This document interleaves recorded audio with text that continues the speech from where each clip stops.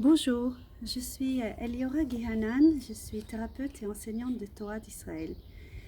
Et cela fait des années que j'enseigne et que j'aide à la guérison et que je m'étais dit de faire des transmissions sur YouTube et je n'ai jamais osé et je n'imaginais pas, mais comme la plupart d'entre nous, euh, en tout cas personnellement, que j'allais le faire en ces jours de confinement. Alors, mon but est très simple, c'est de partager des choses positives qui me font du bien, qui font du bien autour de moi et d'essayer d'irradier cette énergie positive un peu plus loin que grâce aux réseaux sociaux qui permettent donc d'aller plus loin. Dans le monde judaïque, nous sommes dans la semaine où va commencer la fête de Pâques, la fête de Pessah, et où il s'agit bien sûr de la commémoration de la sortie d'Égypte, de l'Égypte antique par le peuple hébreu. Et tout ce qui a été écrit à ce sujet par Moïse lui-même et aussi dans certains chapitres des psaumes, en fait, relate une histoire par épisode que l'on reconnaît à chaque époque où en fait les mêmes phénomènes humains réapparaissent. Oui, parce que c'est ça, c'est ça ce qui est appelé l'enseignement d'Israël. C'est en fait des codes à travers les commémorations de certains épisodes historiques. En fait, ce sont des codes que l'on est censé repérer et reconnaître à chaque fois qu'il se répète. En fait, comme on le sait, hein, l'histoire humaine, c'est comme l'ADN, c'est une spirale. L'idée est bien sûr le fait de revenir sur certains passages, mais pas pour les enfermer hein, dans un confinement d'un cercle qui se dirait vicieux, mais au contraire d'évoluer hein, comme une spirale qui monte, revenir sur certains points de la vie pour les améliorer. Et comment cela est possible? Grâce à la volonté humaine. Alors la volonté, eh bien, on peut l'utiliser s'il n'y a pas de peur. Et l'humain, eh bien, restera humain s'il dépasse sa peur. Donc vous me direz, c'est peut-être encore un cercle fermé sur lui-même. Non, pas du tout. Parce que justement, les conseils, je pense, de tous les justes, de toutes les époques et de tous les peuples, c'est toujours premièrement de vivre au présent. De quelle manière? De vivre au présent dans la gratitude, dans le plaisir de vivre et dans la ferme conviction, ce qu'on appelle la foi, mais en fait c'est une ferme conviction que la vie n'est pas figée, que la vie est en perpétuel mouvement, comme dans un jardin, comme les plantes, comme la nature, si la condition justement où les humains n'essayent pas de contrôler ce dynamisme vivant à leur profit. Et c'est ça le vrai confinement. Le vrai confinement, c'est ceux en fin de compte qui essayent donc de dominer en essayant donc d'influencer, d'empoisonner autant le corps et l'esprit des humains en leur expliquant que plein de choses qu'ils ont eux-mêmes créées d'une manière artificielle, que ce soit dans le monde de la nourriture ou dans tout ce que l'on peut acquérir avec l'argent en tout cas, que c'est très positif, que c'est très utile et même urgentissime pour vivre. Et tout cela pour avoir du profit, hein, bien sûr, en argent et en pouvoir. Alors comment sortir de ce confinement?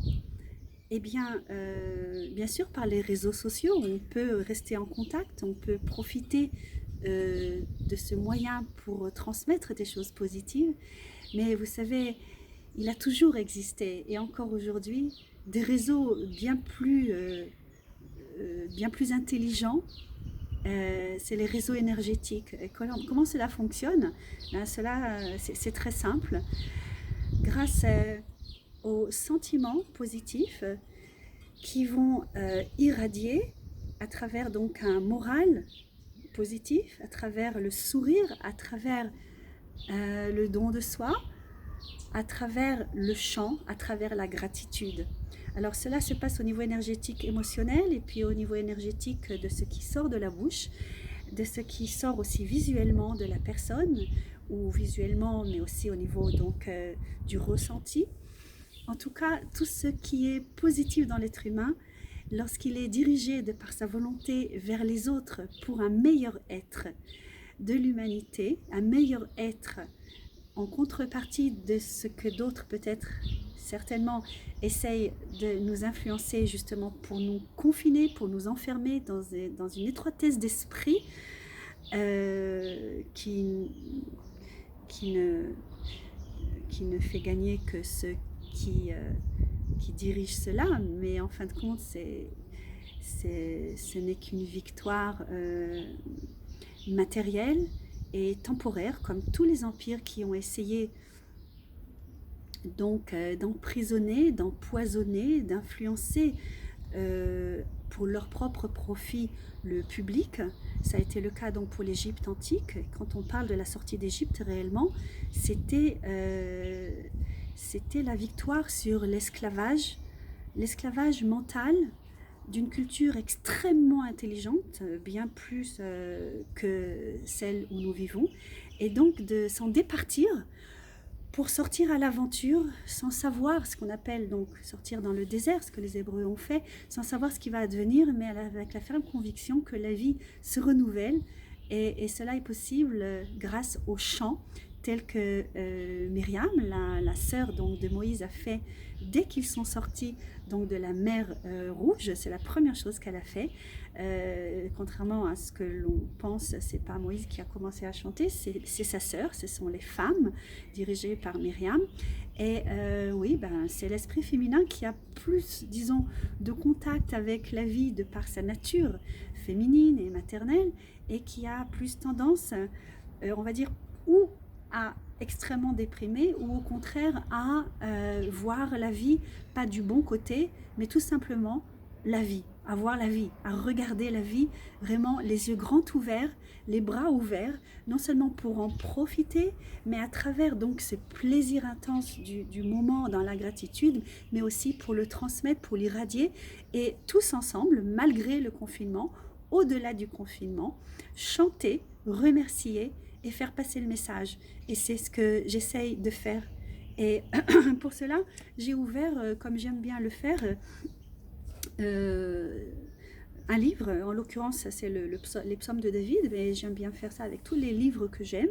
Et voilà, comme on le sait, grâce à la loi du magnétisme, et pas seulement du magnétisme de la personne, mais du magnétisme que l'on... du magnétisme positif, on va dire, de la vie au présent, auquel on se rattache, le livre va s'ouvrir exactement aux bons endroits. Et j'ai été, comme toujours, super bien surprise, joyeusement surprise d'ouvrir sur 2 passages que je vous conseille si vous avez envie de lire, de méditer et de chanter. Ce sont les chapitres 57 et 105. Alors pour terminer, je me permettrai juste de chanter, oui vraiment, dans la joie de vivre, le verset en français qui dit « Réveille-toi, ô mon âme, réveillez-vous, ô luttes et harpes, je veux réveiller l'aurore ». En hébreu, voici, chantons ensemble. Ura, ura, ura, chevodi, ura, ura, ura, hanevel, hanevel vechinor, aira shachar, ura, ura, ura, chevodi, ura, ura, ura, hanevel, hanevel vechinor, aira shachar, ura, כבודי, אורה הנבל וכינור העיר השחר.